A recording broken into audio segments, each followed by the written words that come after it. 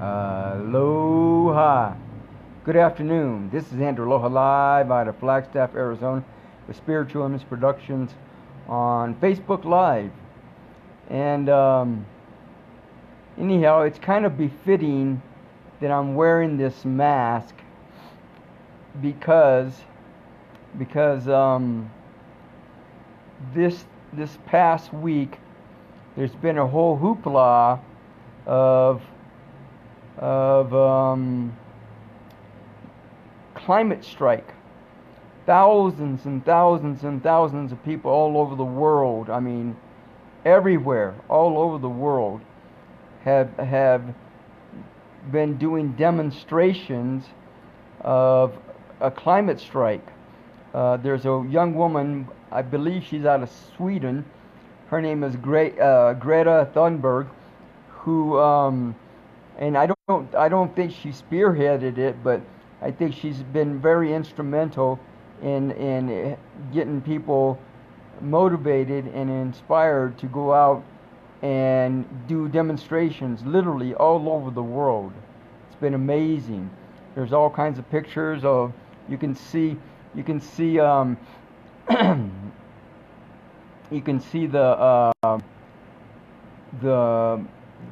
just I mean literally thousands of people marching down the streets in Italy, Canada, I believe, UK.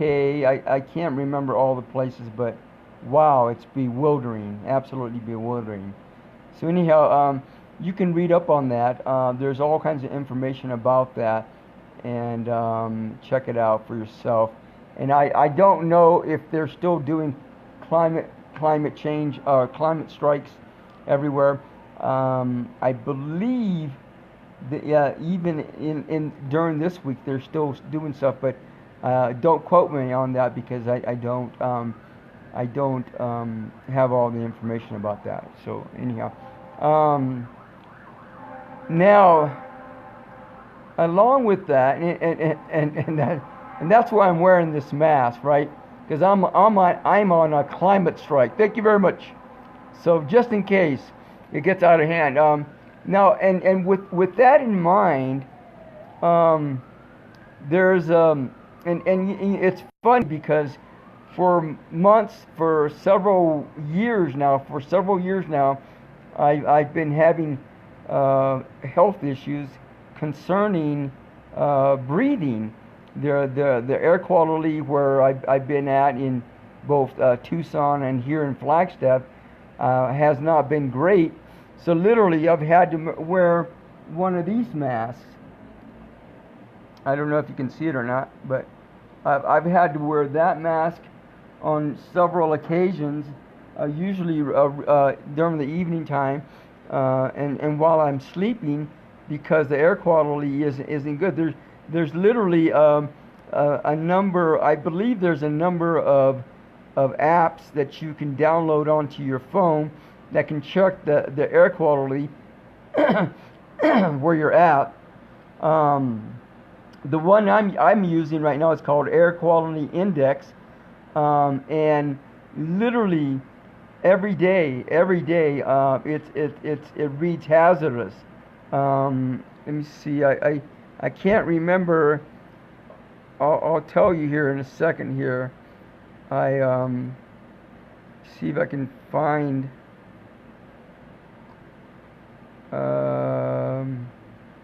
I think I can. Yeah, here's one right here. Literally in the mornings, the first thing that I do is I check the air quality here in my apartment where I'm at, and then I'll go out into Flagstaff, into the city, and various places. Most of the places, I get the same thing. It says hazardous, serious aggravation of heart or lung disease and premature mortality in persons with cardiopulmonary disease and the elderly, serious risk of respiratory effects in general population. And I get that pretty much every day here in Flagstaff, in my apartment. let me see, several weeks ago, I went to Tucson, and I was in at the VA hospital there, getting a checkup, and I was surprised it read good, and I thought, because I prior to that I had just started using the air quality index app, and every day it read hazardous. And I thought, well, is this thing broken or is this not working right? And then when I went to the VA in Tucson, I was in the hospital and it read good. I thought, okay, well maybe there's something going on. So anyhow, most of right now the all today, several places I went out and walked around, and it was hazardous, and it's been hazardous all day long. So I don't know if it's the pollens. I don't know, what the situation is. Maybe the chemtrails. Who knows? Barium. The barium they're putting in the air. I don't know what was triggering this air quality index to be hazardous all the time, but I have a feeling it's going to have to be checked.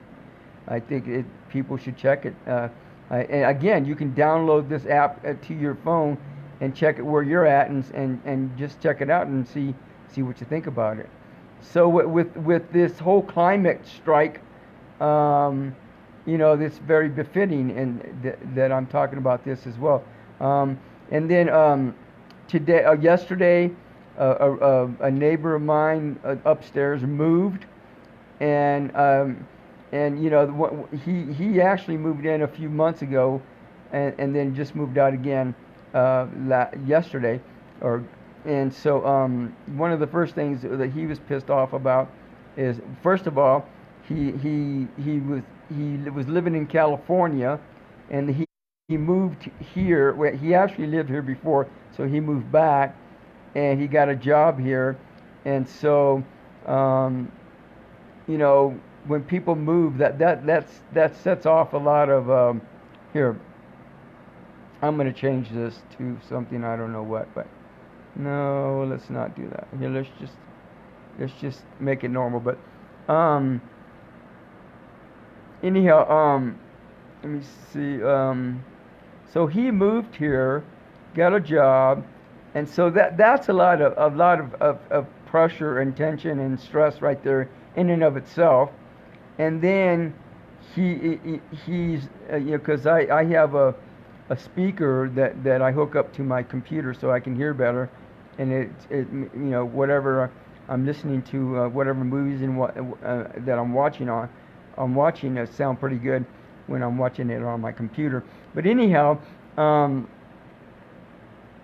he was, I think, that, and then listening to hearing my speaker, he was thinking that it was too loud, so he complained to me about it.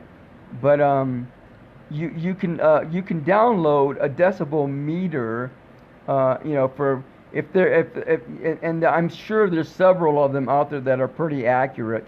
And it was kind of funny because some of the people were telling me, well, not everybody hears the same. Well, that doesn't matter. It's a scientific. A decibel meter is a scientific tool that's probably pretty accurate. If the apps are probably pretty accurate for the most part, and so there's no second guessing of how loud a sound is or not.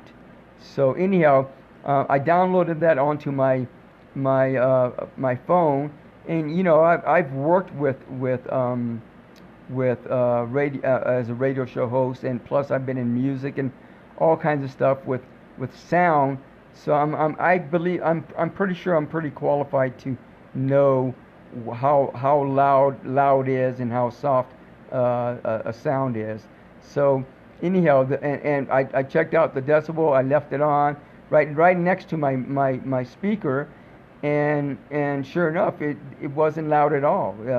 So and in fact, I had my speaker, my sound a little bit louder than usual, and it was fine. So I made copies of that. I sent some screenshots of that to the department manager so that that way they would know and understand that I'm not being loud at all. So, and she goes, well, not everybody hears, at the same as everybody else. Well, again, in fact, and she was right, because the sound upstairs should have been softer, lower than the sound here where I'm at. So she was absolutely right about that. It wasn't the same at all for him. It should have been lower sound. So anyhow, again, if you want to settle some disputes with your neighbors concerning sound, download one of those apps, and I can't remember what the one I use, but it seems to work pretty good. And I can make screenshots of it, and it shows, over a period of time, the levels of the sound, so that you can there's no question, there's no argument, right? So it's like that. So anyhow, I don't want to go into, yeah, actually I do. Let's go ahead and go into the Trump impeachment. Wow. That dude, he just got out of a big mess, or assumably got out of a big mess, and now now he's in another one. I'm pretty sure if you ever get into the what you call it, the esoteric teachings, you'll find that if you read the Alice Bailey works, and my hair looks kind of funny, but anyhow, if you look here, let's go like this. That way it won't look so funny. So anyhow, if you go and read the Alice Bailey works, and you study some of the teachings, you'll find that there's different types of personalities. There's different types of body types, of soul types, and so forth. So when I used to visit with Benjamin Creme, he and if you don't know anything about Benjamin Creme, you can Google him. But anyhow, he used to give talks all over the world, and he became deceased a few years ago, 2 or 3 years ago. And so anyhow, he used to go all over the world and give talks about Maitreya Buddha and the coming of the Christ, and all kinds of day of declaration, and man. Anyhow, here, let's go well, no, let's not do that, because it's going to make it worse probably. But anyhow, we're going to go like this. Why not? But anyhow, he used to give all these talks, and he used to do what you call oh my God, what was it called? The ray readings, and the rays, the makeup of your rays is kind of like astrology, and I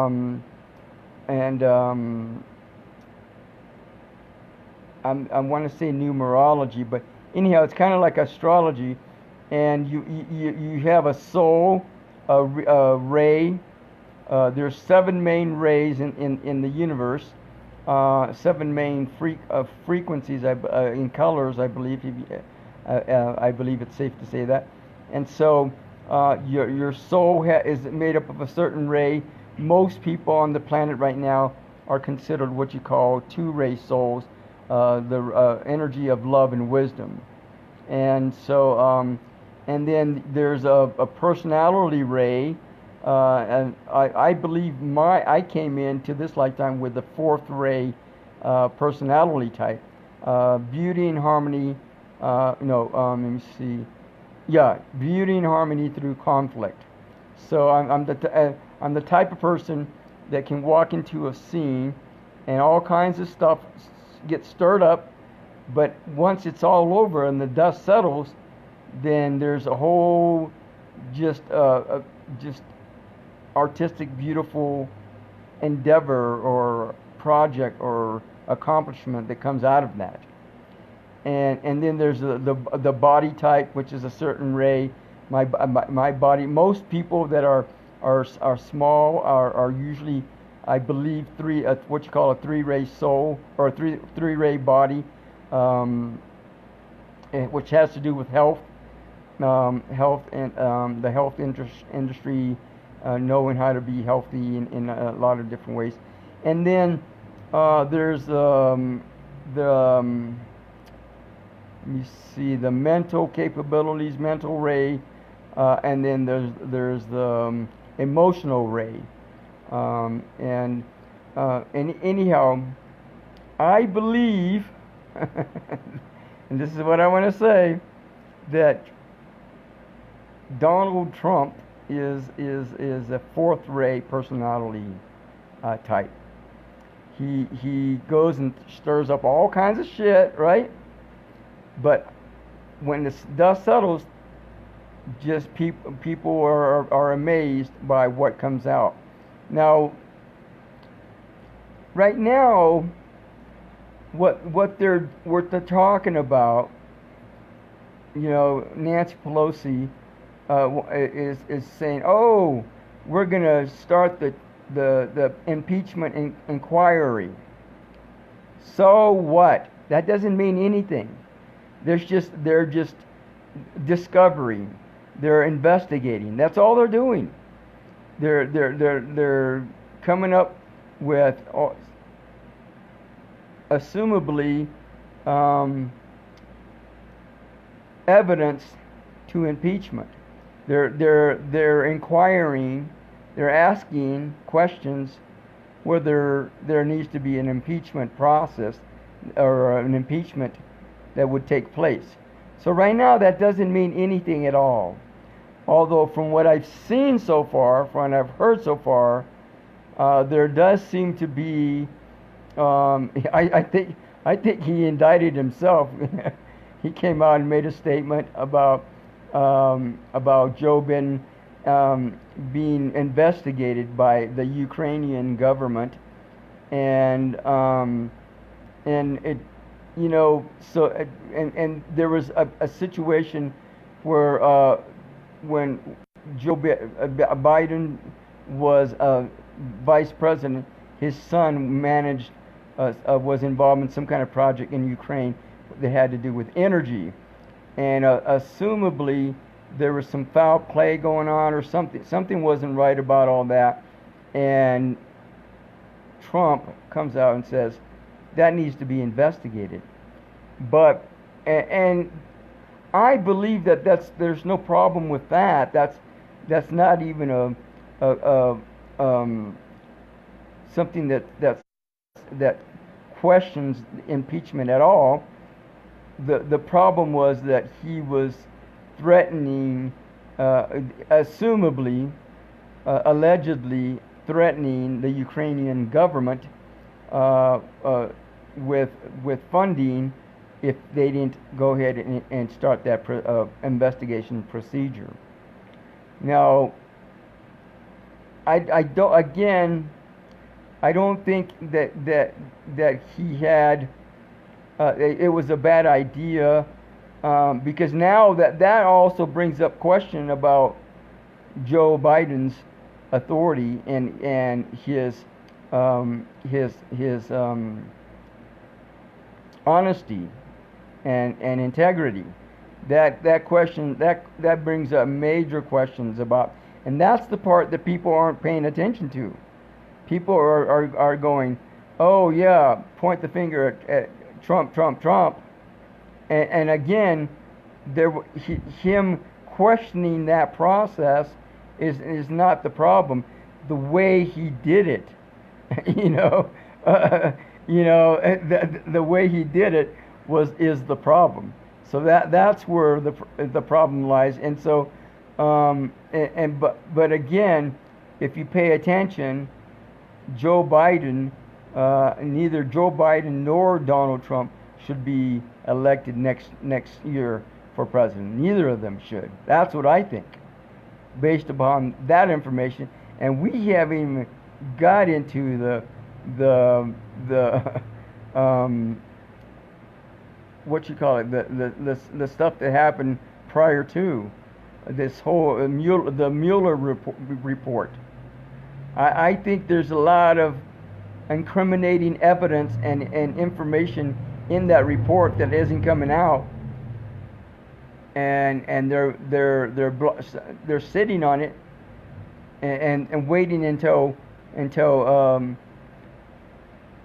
Trump ends his presidency, whenever that is. But even then, when he ends it, they'll probably still sit on it for 50 years, and then it can come out, and then people can investigate it. But by then it'll be way too late, right? He'll probably be dead by then. But that's besides the matter. I don't know that he's going to live to 105 years old or whatever. So anyhow, again, there's a lot that's going on around this impeachment process, and the impeachment hasn't taken place. It hasn't even. It started. The process has started, but the actual impeachment itself, it hasn't even taken place yet. Not even close. So there's still a lot of question and answers that need to happen, and investigating and discovering that needs to happen before they even say whether or not Donald Trump will be impeached. So we'll see what happens. It's going to be very interesting to see how this is going to work out. But with all this in mind, and with all the crap that's been going on, I don't think Joe Biden or Donald Trump should become president next year at all, not even for a second. So now, on a more lighter note, there was the 71st Emmy Awards that took place about a couple of weeks ago. I was actually going to do this video update a couple of weeks ago when the 71st Emmy Awards took place, and it was interesting. Now it's interesting how this has evolved over the years, the Emmy Awards. This year, they didn't even have a host. I don't know why. Maybe they didn't have the money. Maybe they just didn't need to anymore. Maybe there's just not enough interest. I don't know what the reason was that they didn't have a host this year. But they didn't even have a host this year. And it's also interesting to note, and if I'm correct, when they had the Emmy Awards, you know, the One Life to Live and all those soap operas were the ones that were winning all these awards, and you know, NBC, ABC, or whatever, and now it's a whole different ball game. Now the big winners are HBO and Netflix, and then Amazon is third.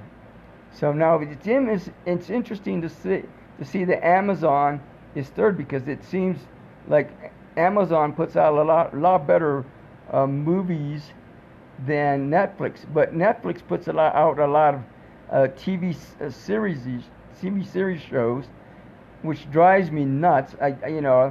If unless a TV series is really interesting, then you know, I'll watch, you know, maybe 2 or 3 or 4 or 5 shows, or maybe even a season, and that's as good as it gets, because I just can't sit still long enough to watch. You know, it feels like TV series shows just monopolize your time, and it drives me nuts. I want to get to the end of the movie. I want to get to the end of the picture of the story, and I don't want to be kept hanging on and on and on and on and on for one episode after another. It just drives me nuts. And you know, even with Game of Thrones, I think I watched the first season of that, and I was okay with that. and even with Game of Thrones, I don't know. I definitely won't go out of my way to go watch season 2, 3, or 4, whatever. So if it happens to fall in my hands, in my lap, maybe, but or just one of those situations where it's in my face, well then I'll watch it. But other than that, that's as good as it gets. Season 1. Maybe I watched season 2, but I don't think I did. But anyhow, and then there's a show called Fleabag. I don't know if it's a comedy show. Was that Billy Porter is assumably the first gay male person winning the lead actor for Pose, a drama series. Oh, I don't know if this disconnected or not, but anyhow, I'm going forward. The connection here of internet in my place is really lame, so eventually I'll end up getting my own internet, because the apartment complex where I live at now actually provides internet service, but you have to share it with everyone, and it's not the best internet service in the world. Anyhow, Billy Porter again at the Emmy Awards, 71st Emmy Awards, lead actor for a show or a movie called Pose. I don't know anything about it. Which is it is a drama series, TV series. It is the first male on. What the heck? So anyhow, he's the first gay male to win this award. So anyhow, we're gonna move on. And another thing that happened last weekend was the Global Citizen Festival. It was interesting. They had a lot of people involved in this thing. They had Queen with Adam Lambert as the lead singer, Pharrell Williams, Alicia Keys, One Republic, H.E.R., Carole King, and then they had appearances by Katie Holmes, Usher, and Anna Kendrick, and I don't know. There was a lot of people involved in this, and so they raised I believe over $216 million in pledges to put forward towards youth education, children education. So I don't know how that's going to be utilized in that way, but that's an amazing feat to get kids off the streets and get them out of sex trafficking. I don't know all the uses that are going to have for that money, but that's a pretty good chunk of change to raise to help kids out. So I thought it was an amazing concert, a festival. They did a whole concert series. I believe it was on Saturday, in the morning from I think it started around 11 or something like that, and it ended around. Actually, I take it back. It started around 1 or 2 or 3 o'clock. I can't remember, and ended around 8 or 9 o'clock, maybe 10 o'clock Eastern time. I'm not sure, but I caught the tail end of that. That's why I don't know all the information about it, but I caught the tail end of that, and I watched Queen perform, and that was very, very interesting. So anyhow, it's been a whirlwind of episodes of stuff going on. Now I'm gonna be this month is October, Halloween. The commercialized version of Dia de los Muertos, Halloween's coming up, and so Dia de los Muertos is on November 2nd and November 1st and 2nd, and Halloween is on October 30th. Isn't that interesting? They commercialized it, and then they got the jump on Dia de los Muertos so they can make money. Amazing. But anyhow, I'm going to be putting up a prayer form in the social media area pretty soon, so that you can on Dia de los Muertos, you honor your loved ones that have already become deceased, have already transitioned, that have already moved on, and you honor them, and then and in turn they honor you throughout the year as well, so kind of thing. So you acknowledge them and honor them, and they honor and acknowledge you back throughout the year. So anyhow, all the information is on the prayer form. If you don't find it, you can look up Tucson Dia de los Muertos, and they have a website and they have it on there. You might have to search around for it, and if you can't find it, and you really want a copy of it, get a hold of me and I'll send you a copy of it or whatever. It's in PDF format. So anyhow, and I know it's been a while since I've done a live video, but my computer, I believe I was psychically attacked and my computer broke down, and so now I got another one, but it's an older one, so it's not as user friendly as the other one, but hopefully soon I'll be getting back into the saddle again and get a new computer and get things up and going on different various levels. So anyhow, I watched a number of movies.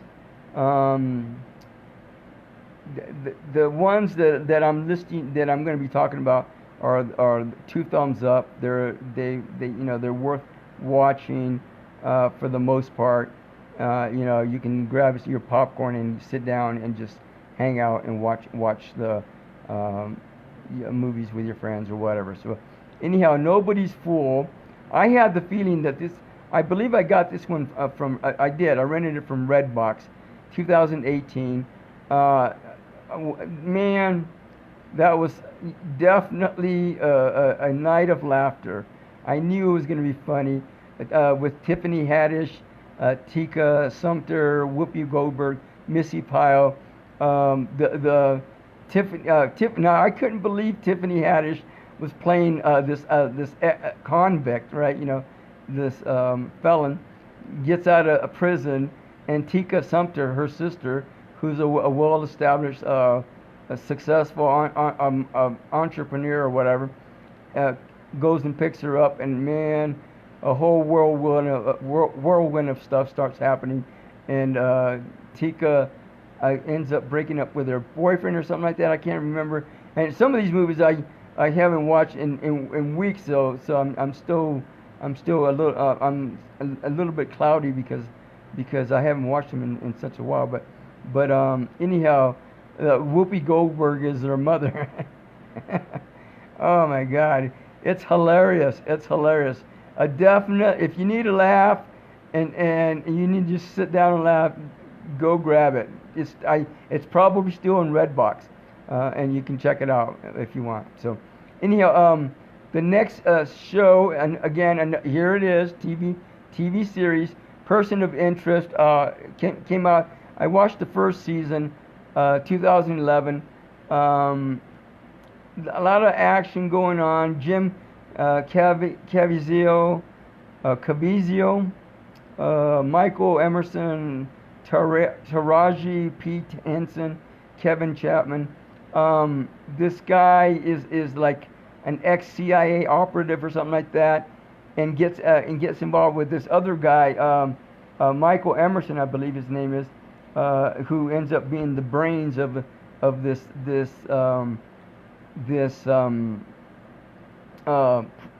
project that they got going on. He puts together some kind of a computer system that figures out all the people that are misbehaving and all the people that are behaving, and all of a sudden these numbers start coming up, right? And there are people's social security numbers or something like that, and I think it's their social security numbers. So and something's going to happen. The computer's able to predict different things that are going to happen. It's like a psychic, right? They're going to predict that something's going to happen, and they need help on some level or another. So Jim Caviezel and Michael Emerson step in and they help them out in some way or another, and they have all these different scenarios that occur, and they end up helping them one way or another. So anyhow, it's interesting, but again, I'll probably go back and watch some other seasons further down the road, but right now it's just I'm just taking a break, but that's besides the point. Failure to launch. Matthew McConaughey, Sarah Jessica Parker, Zoe Deschanel, Kathy Bates, Bradley Cooper, Terry Bradshaw. Wait a minute. That's interesting. I thought this was a different movie. I gotta go back and look at this real quick. Sorry, but I did, and it's kind of hard to hold the phone and then start to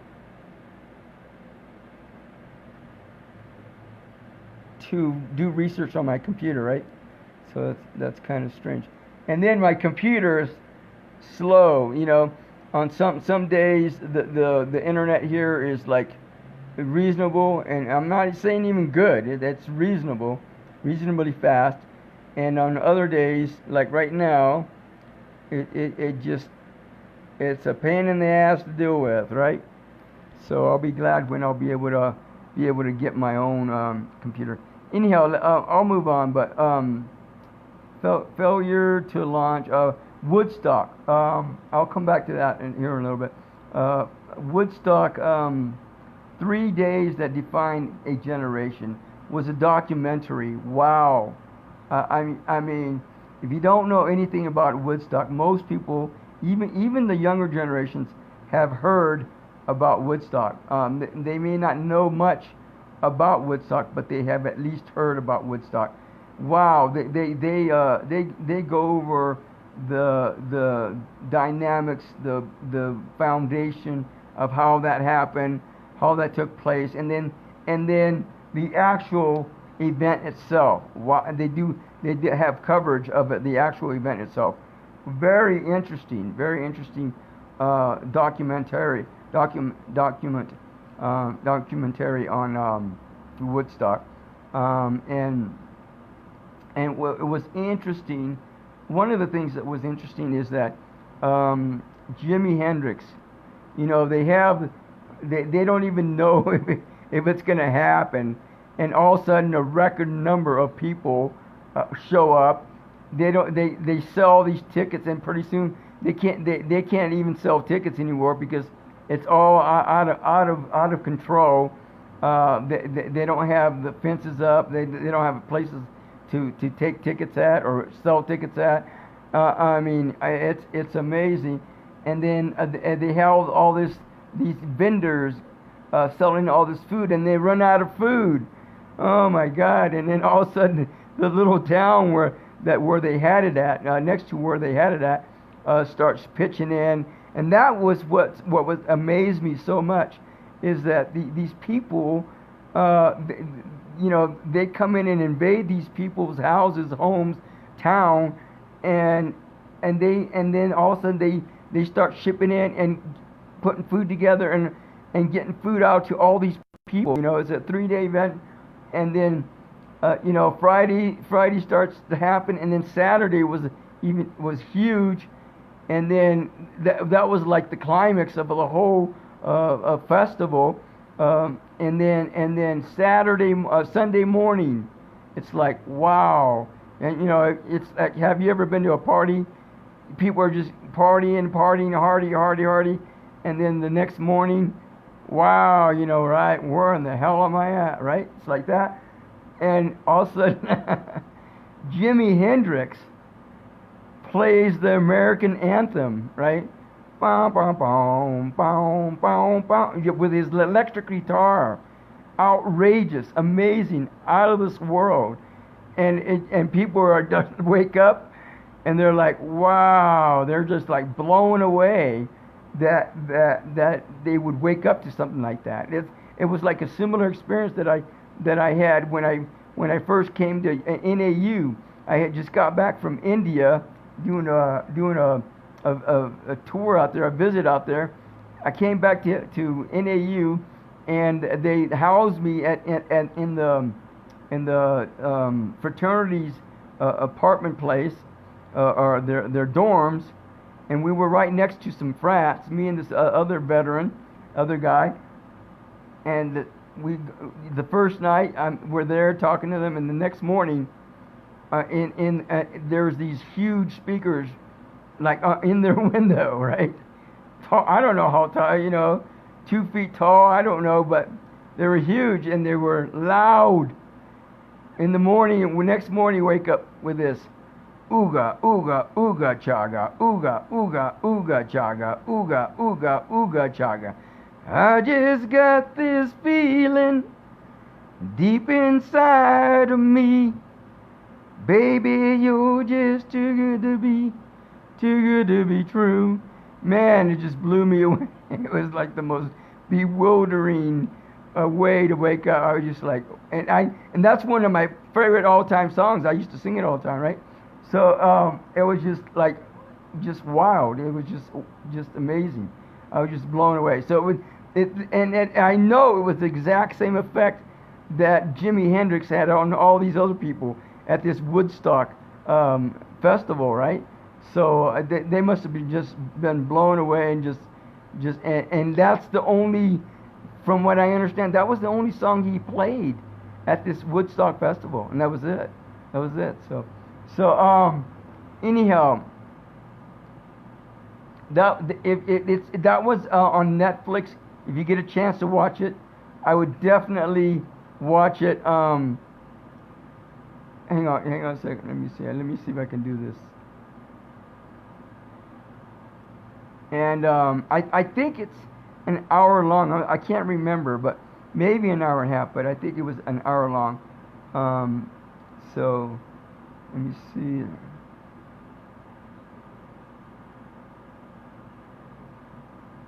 Oh, now I remember.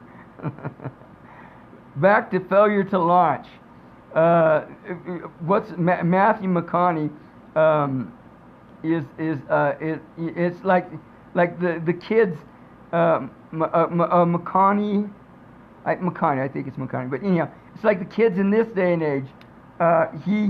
He's still living at home. He's in his 30s or whatever, and and his parents don't know what to do. He's doing okay, I guess, in the business world, and they're trying, and then all of a sudden they go to this party, and one of the couples, that's at the party says, well, yeah, we got rid of our kid, and we got him to move out. We hired this woman who was very attractive, and somehow he figured it out, and he fell in love or something, and he moved out, right? So they go, oh, well, what's her name? So they get a hold of Sarah Jessica Parker, and she's the one that they hire, right? So they hire her, and he does a number on her, and she ends up falling in love with him instead, right? And so anyhow, it's one of those type of movies, and if you want to have a laugh, especially at intimacy and romance, that's probably a good movie to watch. So anyhow, S.W.A.T. with I'll tell you here in a second. Time out. With Samuel L. Jackson, Colin Farrell, Michelle Rodriguez, LL Cool J, Jeremy Renner, and that's a little bit older movie, 2003. It had some interesting action. Some guy, I can't remember if he's out of Russia or whatever, but he's a high profile what I want to say, terrorist or something like that, and Samuel Jackson puts together a team so that they can prepare for any kind of situation, and then this guy comes into the picture as well, and really he has all kinds of money, and now this should have been a 1.5 movie, because because some of the crap, you know, he they're reporting on him, and he goes, I will offer anybody what $3 million, $10 million or whatever if you get me out of jail, like get me out of prison. I'll pay you $10 million or whatever. You know, they're gonna let him say that on live TV while they're reporting, making a news report. Really? Bullshit. Not even close. They wouldn't even bother. I mean, and probably the authorities, law enforcement wouldn't even let him go on TV to begin with, and let media talk to him. So it's a line of crop. But anyhow, it was interesting, the training they went through, some background about S.W.A.T and how it operates, and some of the stuff that he did. It was pretty intense, and there were some humorous moments in there, a lot of drama, a lot of action. So it was interesting.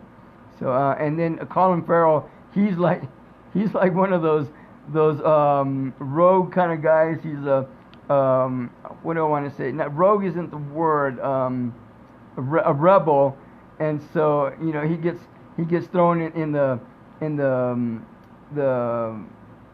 what you call it, the tool pen, where he has to take care of the evidence and the equipment and stuff like that. And then Samuel L. Jackson gets him out, says, "You want to be on our team?" He says, "Yeah." And so he gets on the team, and they really go into some interesting action going on. Let me see, The Matrix. Most of you have watched The Matrix. Interesting about and that, if you've ever heard me talk about programming and programs, I don't know that The Matrix is where I got it from, but it's kind of similar to what I understand the universe to be, like a matrix. And later on, if you've watched any of the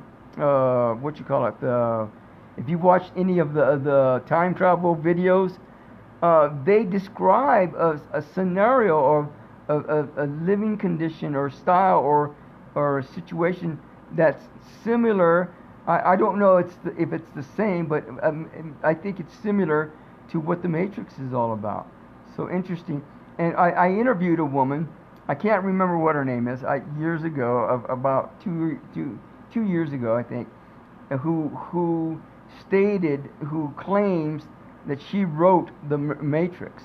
She wrote the Matrix 1 and Matrix 2, I think, or whatever. And I think Matrix number 3. And then she was going to come out with Matrix number 4. Apparently she's a visionary. And I asked her, well, do you know what a visionary is? And she didn't even know how a visionary operates, or how they get their information, which I thought was interesting. And yet she was a visionary. Believe you me, if you're a visionary, you're going to know exactly how you get information, period. I'm pretty sure. So anyhow, I don't know. It's interesting to see how some of these time travel people are mention similar scenarios that are demonstrated or portrayed in the Matrix. So we'll see what happens. The next 10, 15 years, we'll probably see some of that stuff going on. Now, she did mention, one of the things she did mention was that lawyers are going to be obsolete. They're going to come up with some kind of system where the legal system is going to be binding. I don't know exactly how they're going to mechanicize it, or I don't know. I don't know exactly how they're going to do it, but they're going to make it so that the lawyers aren't even going to be needed. Maybe they might still be needed in very rare cases, but if they are, there won't be very many lawyers out there to hire for those cases. There'll only be a handful, is my guess, but I don't know. We'll see. Anyhow, Mike and Dave need wedding dates. Oh my God. Wait. I got to go back to Little. Hilarious. Regina Hall, S.A. Ray, Marseille Martin. That came out this year. Hilarious. The music is good on it. They have some good music in it. If you want a good laugh, this little it's one of those, personality changes. The little girl, the young girl, somehow they I don't know what they do, but somehow they end up changing. It's like, a walk-in. I don't know if you've heard me talk about a walk-in before, but in fact I just came across that whole thing a few months ago. I had a woman visit, and apparently I didn't know some of her background as of late, and she was in some kind of accident or something, and I believe, and I believe she's a walk-in. I don't know 100%, but what happens is two souls agree to share the same body. One of them starts it out, and then usually there's some kind of a trauma or some kind of major episode that happens that's life changing, and then the other soul takes over. And when the other soul takes over, they only know what's going on based upon the molecular structure, the cell memory of the body. So they don't remember being born a lot of times. They don't resonate to their friends, to the friends that they had before that, and they are not familiar with their surroundings, I believe, and so the things are and they're talented in different ways. They think differently than the others. So very similarly still, but still, so if you look at them, watch them carefully, you'll notice differences. So anyhow, it's like that. These two souls change. Instead of sharing one body, they switch. There's two bodies involved, so they end up switching bodies, and then this little girl becomes becomes what's her name? Hang on a second. She becomes Regina Hall, and then Marseille Martin. The little girl becomes Regina Hall, and Regina Hall becomes Marseille, the little girl. So anyhow, so it's a hoot. And see, now these movies are interesting because you learn there's some kind of lesson, some kind of moral to be taught out of the moral of the story is be nice and love yourself and be just be human. So it's that type of thing. So but there's a lot of good laughs in it, and if you want I want a good laugh about walk-ins, then that's a good movie to watch. And Mike and Dave need wedding dates. Now, because of all this stuff going on with computers and the internet here and all this stuff going on, I've had to resort to watching some of my old movies, and this is one of them. Back in 2016, Zac Efron, Adam Devine, Anna Kendrick, Aubrey Plaza, Sugar Lynn Beard, Sam Richardson. These guys, Zac Efron and Adam Devine are they're what do you want? They're troublemakers, I think is probably a good word, but I don't know if that's the exact word. Anyhow, they go to parties and they screw stuff up. Everything starts fine, peachy keen, they're having a good time, and then all of a sudden they do something stupid that causes a huge ruckus, right? So the mom and dad say, well, you have to bring wedding dates to your sister's wedding, and that's the only way you can come to the wedding. And the sister is there to support them and agree with them and confirm that. So they go, so they find Anna Kendrick and Aubrey Plaza. Oh man, you know they meet their match. So anyhow, there's a whole slew of events that take place and activities and some hilarious stuff. And so anyhow, and the again the moral of the story is that they can finally straighten out. It takes these two women that are also screw ups to straighten these guys out. That's kind of the moral of the story. So anyhow, it has a good ending and it's very interesting. So and good music to it. By the way, The Best of Enemies. Now that was a good movie. I thought it was going to be a good movie. I wasn't sure, and I believe it's still in Redbox. If you want to go check it out, it came out this year. Taraji P. Henson, Sam Rockwell, Anne Hetch, which I haven't seen in a long time. Wes Bentley, Babu Cisse. This, and I believe it's a true story. Back in the 20s, I want to say 20s. I can't remember when, but anyhow, and it's interesting. This black woman becomes friends with this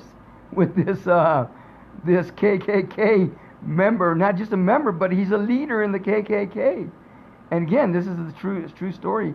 They somehow, they get involved into all these scenarios, and somehow the what's her name, Taraji, I think that's her name, ends up helping Sam Rockwell in a situation because he has a kid that's autistic or something like that, and they're having problems, blah blah blah, and so anyhow they end up changing, and Sam Rockwell ends up stepping down from his leadership position, and because of that, all the KKK members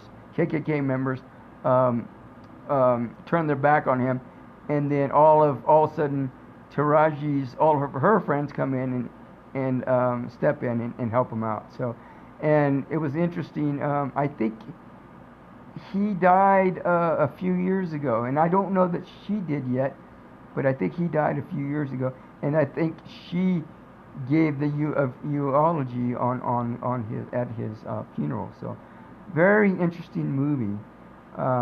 If you want to see something that's life changing, I think is a good phrase. You might want to go check that out. Fool's Gold with Fool's Gold. Where is that at? With Matthew McConaughey, Kate Hudson. That's the movie I was thinking about earlier.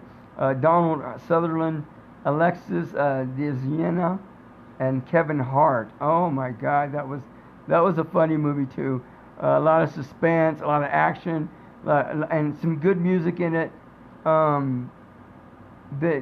Basically, let me see. I gotta look at this again. Fool's Gold. See, now I'm thinking the other movie. Hang on. Time out. I gotta go double. Oh, that's right. They were looking for they're looking for gold, and Matthew McConaughey and Kate Hudson are involved. You know, they're an item, but she breaks up with them. She's actually well-to-do, and he's had this ongoing thing about finding this gold in, I don't know, Mexico. I don't remember where, but anyhow, they're let me see if it says Spanish gold. Treasure. Anyhow, he wants to find this gold, and he has this boat, and they're out. Oh man, what's the word? They go and scuba dive, and they're looking for this gold, and then all of a sudden at the very beginning, his boat burns down, right? But somehow he ends up getting a piece of the gold.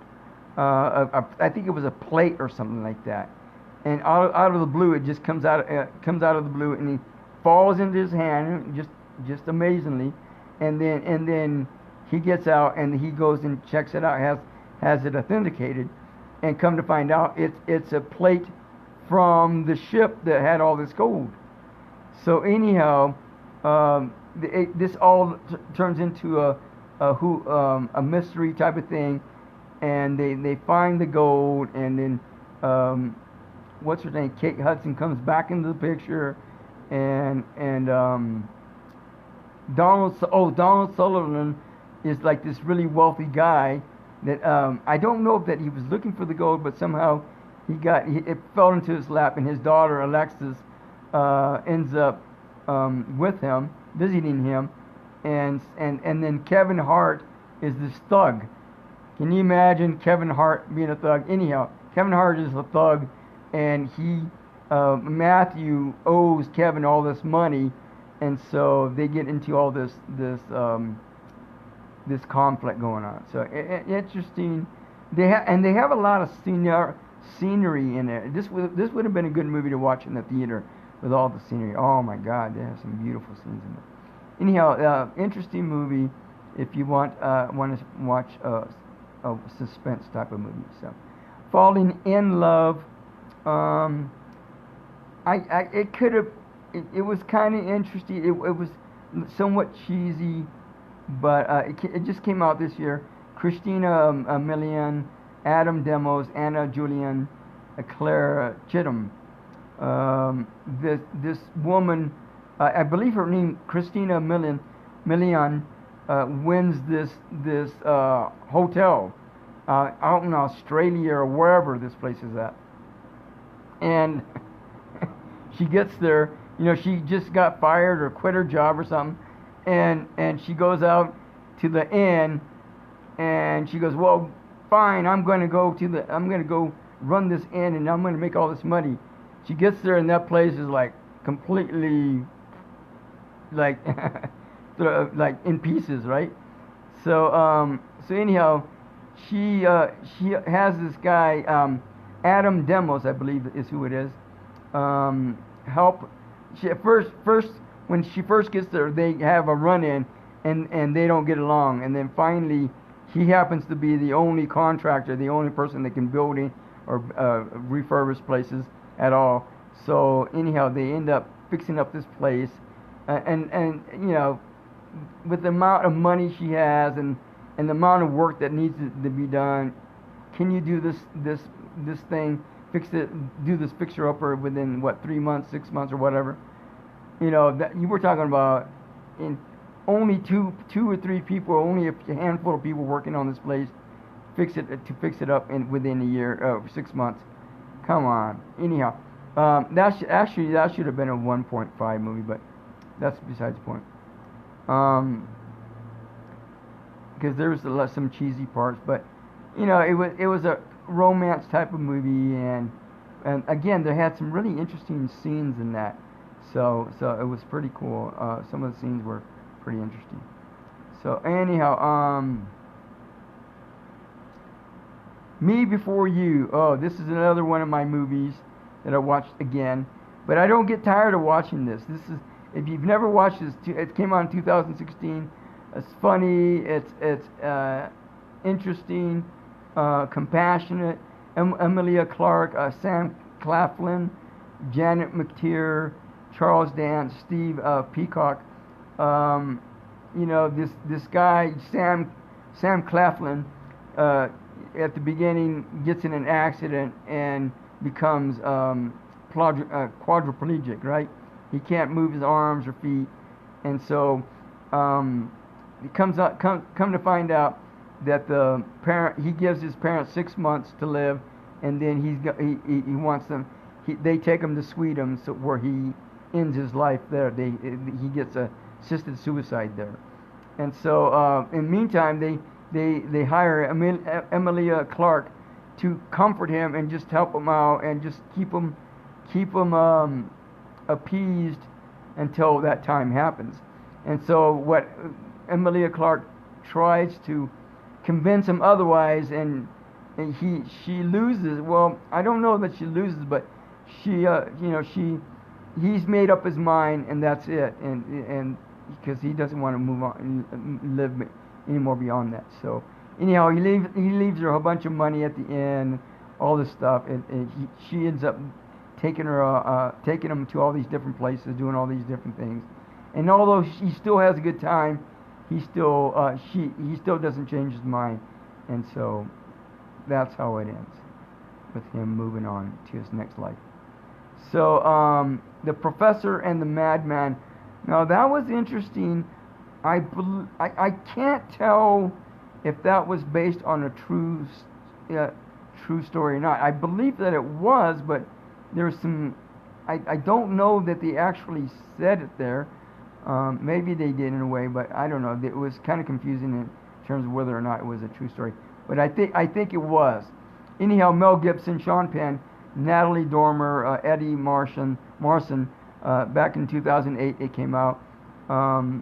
Very interesting music for the time period. This captain, I believe he was a captain. He he kills somebody. I don't know if he went crazy or not, but he kills somebody at the beginning, ends up in prison, and I think this was based on true. Oh wait, I take it back. True events. Yeah, that's one. Anyhow, what's his name? Mel Gibson ends up. How would you say? Editing and putting together the dictionary. I can't remember what company it was, but it was in England, and it was a huge dictionary. They had all these words, and then somehow Sean Penn got a hold of this information, and he started helping them put together this dictionary. And so so it's interesting how all this came about. And then in the end, something happened. Natalie Dormer was the wife of the husband that Sean Penn killed in the beginning. He killed her husband, and so somehow she ends up visiting him and falling in love with him. And so anyhow, something happens, and it's like PTSD mode type of thing. And Sean Penn loses it, and then the doctor, I want to say the warden, but I don't know if it was the warden or the doctor or both. But anyhow, he starts doing these I think some kind of operations on his head, like drilling holes or something. I don't know what exactly, but anyhow, Sean Penn ends up losing his mind. And then pretty soon, he ends up in solitary confinement, and he can't help out with the dictionary anymore. And then, so Mel Gibson goes and visits him, right? Wants to know what's going on. And so anyhow, they want to release him, and so they go, well, we can't release him here, but he can go back to the States and back to his family in the States. I don't remember where, and he can finish out his days there. So that's what happens at the end, and eventually Mel Gibson finishes. I don't know that he finished the whole dictionary, but I think a good portion of it, and then somebody else finished it. I can't remember all of it, but again, I got that from Redbox. If you want to check out from Redbox, in Avengers Endgame, that was all about mostly revenge. Really, I'm going to learn a lot about revenge and be humbled by revenge, whatever. Something's got to give. Jack Nicholson, Diane Keaton, Keanu Reeves, Amanda Peet. Something. Oh, come on! I knew what it was before, but now I forgot again. Hang on, time out. Oh, Jack Nicholson, not. Oh, now I remember. So anyhow, Jack Nicholson is this wealthy producer, and he's going out with Diane Keaton's daughter, Amanda Peet, and they end up at this house, the summer house or something like that. And then all of a sudden, Diane Keaton and her other daughter end up there too, without notice, right? They didn't say anything to anybody. So anyhow, all four of them end up spending time there, and Jack Nicholson and Diane Keaton end up falling in love with each other. Blah blah blah. It got, I think it was a little bit lengthy in a way. It got kind of slow at times and kind of cheesy at times, and so anyhow, there's some funny parts and the music I think was very good. Now there's a TV series called The Good Place with Kristen Bell, Ted Danson. It's on Netflix. Kristen Bell dies, and then she ends up in this place between heaven and earth or whatever, and she has to learn how to be an enlightened citizen or something like that. I don't know. They go through all these episodes, and some of it's kind of cheesy, but some of it's kind of interesting. The Hustle, Rebel Wilson, Anne Hathaway came out this year.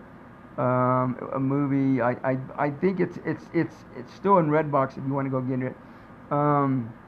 But Rebel Wilson being they're both con artists, and Anne Hathaway teaches Rebel Wilson how to be an exceptional elite con artist, and so I don't know. Some of it's kind of cheesy, interesting, but some of it's kind of interesting. And there's some good funny parts in there as well. The Empire State, Dwayne Johnson, Liam Hemsworth, Emma Roberts. Liam Hemsworth. I think this takes place in New York or something like that, where they have the mob going on, and so anyhow, Liam Hemsworth and his friend. The friend, I don't know that. I think Liam Hemsworth at first is on board with robbing this security bank system place, and so but he backs out. He ends up getting hired as a security guard, and that's what he ends up wanting to do instead of getting into all these problems. So anyhow, his friend goes in there and robs the place anyhow, and causes all. And Dwayne Johnson is the officer in charge of investigating that whole robbery, and I don't know. Again, it was kind of cheesy, but sometimes when movies like this come up, I like to check them out because of the technology. They present some interesting technology, but this was just kind of a family affair type of thing, and it was just and then Liam Hemsworth gets involved with Emma Roberts, and so they ended up stealing this money, and somehow it was based on true events. They ended up getting caught, and Liam Hemsworth and his brother or his friend go to prison, but they never find the money. There's still I don't know. They told Emma Roberts where to get that money at. It was in some kind of statue, and I don't know what they did with the money, but eventually, assumably, the money was never found by authorities. So whoever knew where it was, they spent it, I guess. So The Whole Truth, Keanu Reeves, Renee Zellweger. Gugu, I don't know what's Gugu, Batha Raw, Gabriel Basso, Jim Belushi. Oh yeah, that's right. This young woman kills the dad, and because he had been raping her or something like that, and then assumably she killed the dad, and so she ends up going to jail, and Keanu Reeves, a lawyer, ends up representing her, and which is not, you know, if you know of the person personally, you're not supposed to be involved in the case at all. So anyhow, there's some cheesy stuff in there, and assumably Keanu Reeves was the one that actually murdered the dad, because Jim Belushi, the dad, kept abusing the daughter and the mother so much that he stepped in and assumably murdered them. Godzilla, King of the Monsters, came out this year. Oh, and The Whole Truth came out in 2006. Kyle Chandler, Vera Farmiga, Millie Bobby Brown, Bradley Whitford, Ken Watanabe, Zia Zhang. You know, the interesting thing about the Godzilla movie was that the special effects aren't like any other Godzilla movie out there. So it's you know, and that's mostly the interesting thing about the Godzilla, was the special effects. How many Godzilla movies can you watch before you get tired of watching Godzilla? I don't know. You figure it out. So anyhow, the Change Up. Again, this was another one of my movies. Ryan Reynolds, Jason Bateman, Leslie Mann, Olivia Wilde, Alan Arkin, came out in 2011. Now, the only real reason that I actually gave this movie 1.5 thumb up, and all these movies that I've been talking from the Avengers up to now, all movies I gave a 1.5 thumb up. The only real reason that I gave this movie a 1.5 was because Ryan Reynolds and Jason Bateman are taking a piss in the mall at some statue in front of all these kids and all these people. Not cool scene at all. Come on. In this day and age, you know, that's not even close to being cool at all. Not even for a second. So anyhow, other than that, it's funny. Again, it's another one of those changing the souls changing. I can't remember the name of it now. Anyhow, where the souls change bodies again, just like earlier in Little. And again, a whole bunch of funny stuff happens, and Jason Bateman, who's married for years and years, goes into Ryan Reynolds' body and uses that as his operating system, and so he gets to experience all these different things he never experienced before or at all or in a long time, and vice versa, right? So it's one of those things, and filled with all kinds of humor, just funny stuff. Any Given Day came out in 1999. Al Pacino, Jamie Foxx, Cameron Diaz, Dennis Quaid, James Wood, LL Cool J, Matthew Modine, Charlton Heston, and that had an all-star cast. Anne Margaret, Aaron Eckhart, Lauren Holly, Elizabeth Berkley. It had a huge lineup. Now, and it probably was pretty popular.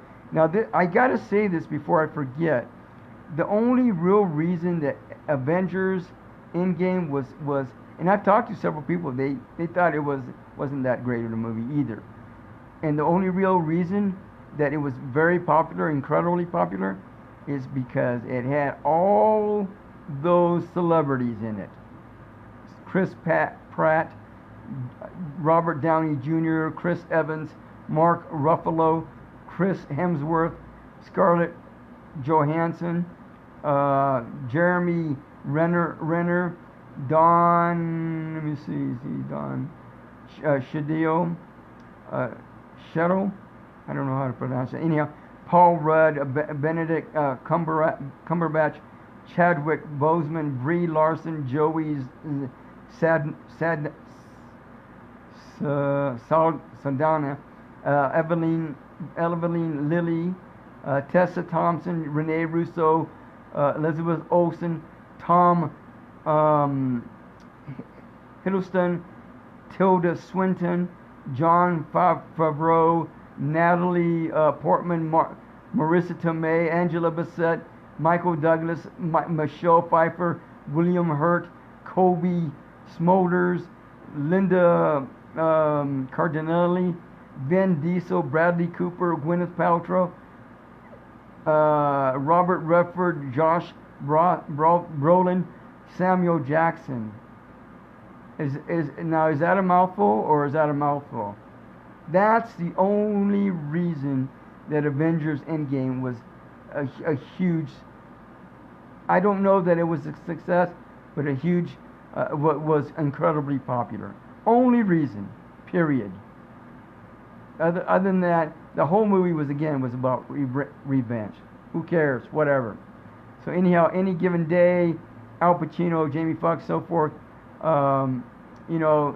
This coach is getting old, and Cameron Diaz takes over for her dad who died recently, and so Al Pacino and Cameron Diaz headbutt, and they go through all this conflict, and at the end Al Pacino quits, and he ends up but he didn't retire. He quits and ends up going to another league or whatever. So interesting movie, intense, and but it's also old school. It's 1999, so what can you say? A Dog's Journey.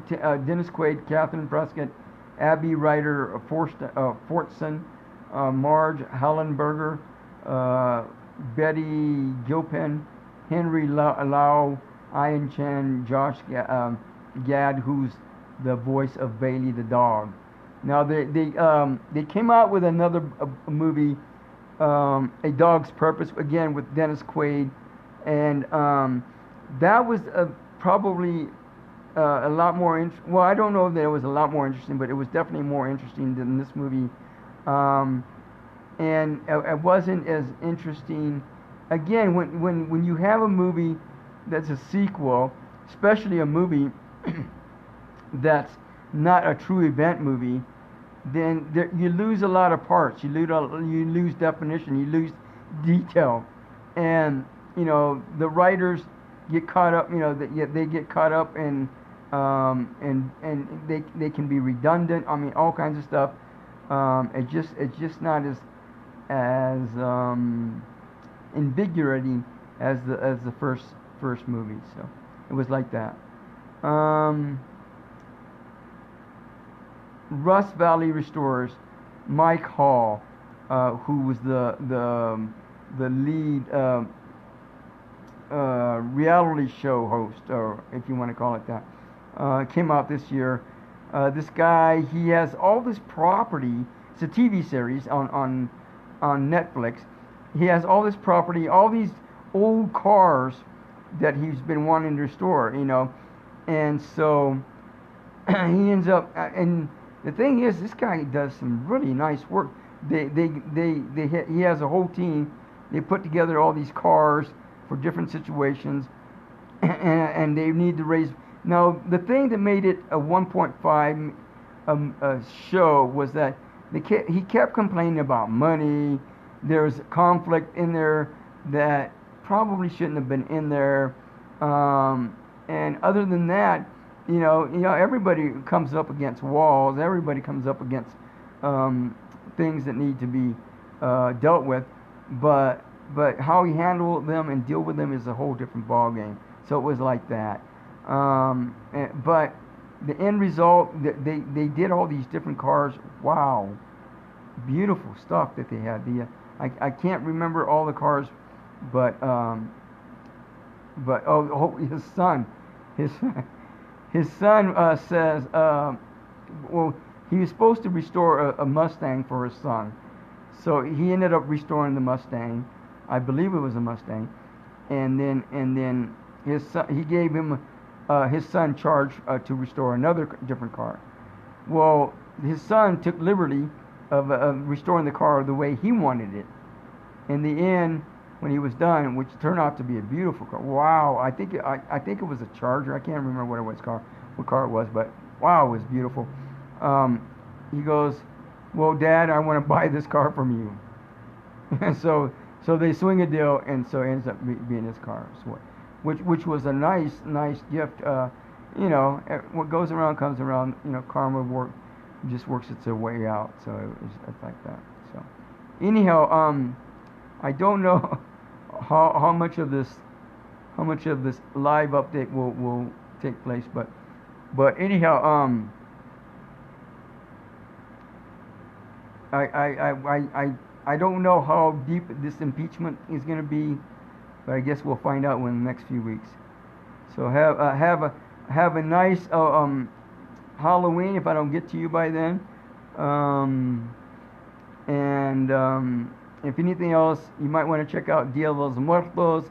Send out prayers, love and light, and healing to all your deceased loved ones that have already gone on, or transcended loved ones that have gone on, and you just take a little prayer and write it out or whatever, and then on December 2nd and December 1st, you burn that letter, or if you get a hold of the prayer form that I'm going to put out, then fill that out, and then you can burn it and say a little prayer. Or if you happen to be in Tucson, or if you want to send it to the people in Tucson, they'll burn it for you. So, have a God-Goddess week. October, be the love that you are, always have been, and always will be. Aloha.